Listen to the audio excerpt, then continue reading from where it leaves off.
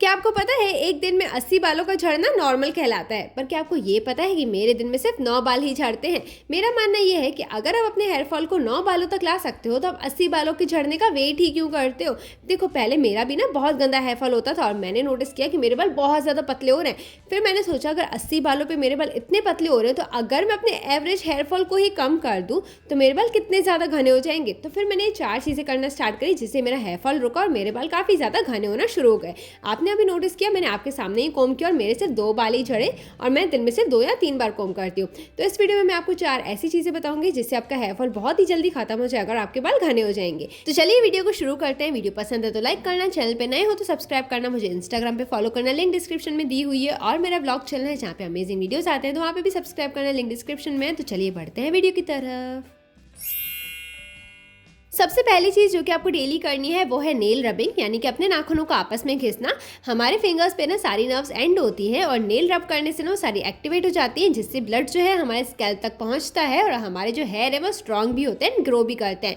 Nail rubbing करते time हम कुछ मिस्टेक्स करते हैं, जैसे कि ना हम अपने नेल्स को सिर्फ ऊपर ऊपर से रब करते हैं। हमें स्पेशली नीचे से रब करना है।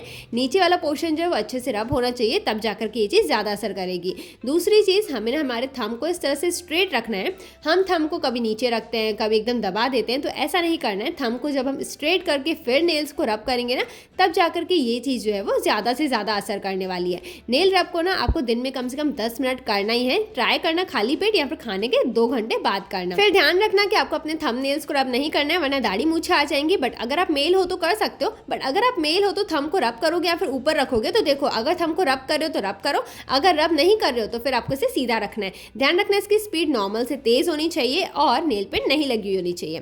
दूसरी चीज़ जो कि आपको डेली करनी है वो है स्कैल्प मसाज। हमारे स्कैल्प पे मसाज करने से ब्लड सर्कुलेशन इंक्रीज होता है, जिससे कि हमारे ब्लड में सारे न्यूट्रिएंट्स एंड विटामिन स्कैल्प तक पहुंचते हैं और हमारे हेयर को ग्रो करते हैं, स्ट्रॉन्ग बनाते हैं।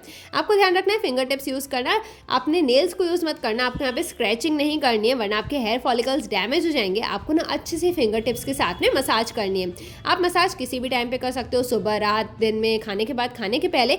पर रात में करते हो तो ज़्यादा अच्छा है। दिन में एक बार तो ज़रूर करना, 5 मिनट के लिए। 5 मिनट नहीं हो पाते तो 2 मिनट करो, और अगर आपके पास भरपूर टाइम है तो आप इसे दिन में 2 बार भी कर सकते हो, सुबह और शाम को। पर ध्यान रखना एक भी दिन मिस मत करना, भले 2 मिनट करना बट करना। तीसरी चीज में हम हमारे स्कैल्प को ध्यान देने वाले हैं। जब हम डेली बेसिस पे अपने स्कैल्प को बाहरी तरीके से ध्यान देते हैं और बाहर से उसे न्यूट्रिएंट्स एंड विटामिन्स पहुंचाते हैं ना, तो जो हमारा स्कैल्प है ना वो न्यू हेयर ग्रोथ को प्रमोट करता है और आप देखोगे आपके सर में ना बहुत सारे बेबी हेयर हो जाएंगे।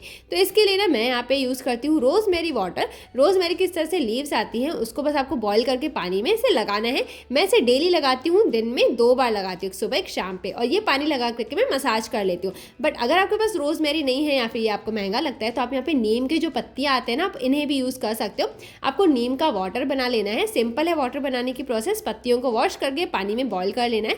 इसी तरह से आप करी लीव्स का भी यूज़ कर सकते हो। करी लीव्स भी बहुत अच्छी होती हैं आपके हेयर को ग्रो करने के लिए। इससे आपके डैंड्रफ भी चले जाते हैं, आपके जो ग्रे हेयर है ना वो भी डार्क हो जाते हैं। बट अगर आपके पास इन सब में से कुछ भी नहीं है तो आप अदरक का जूस भी डेली बेसिस पे यूज़ कर सकते हो, या फिर हेयर वॉश के पहले भी यूज़ कर सकते हो, क्योंकि डेली बेसिस पे अदरक का जूस निकालना पुसाता ही नहीं है। चौथी चीज़, आपको ना अपनी डाइट पे ध्यान देना है। आपको ना अंदर से अपने बालों को ज़्यादा स्ट्रॉन्ग करना है।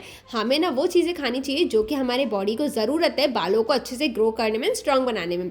सबसे बेस्ट चीज़ें हैं नट्स एंड सीड्स का यूज़ करना। Flax seeds, sunflower seeds, pumpkin seeds, या फिर नट्स में आपने कैश्यू, आमंड्स, वॉलनट्स हो गए, या फिर जो पीनट्स या फिर कोकोनट्स आते हैं ना जो कि सबसे सस्ते रहते हैं, आप उनका भी यूज़ कर सकते हो। और अगर आपको लग रहा है कि नट्स बहुत महंगे हैं तो आप 2 काजू 2 बादाम दिन में खाओगे तो बिल्कुल भी महंगा नहीं लगेगा। तो ये चारों चीज़ों को आप ट्राई ज़रूर करना। 15 दिन के बाद आकर के मेरे इस चैनल पे अपना रिजल्ट और रिव्यू ज़रूर शेयर करना। जो भी क्वेश्चन है मुझे इंस्टाग्राम पे या फिर नीचे कमेंट सेक्शन में करके पूछ सकते हो। तो अब हम मिलते हैं अपने नेक्स्ट वीडियो में। Bye bye.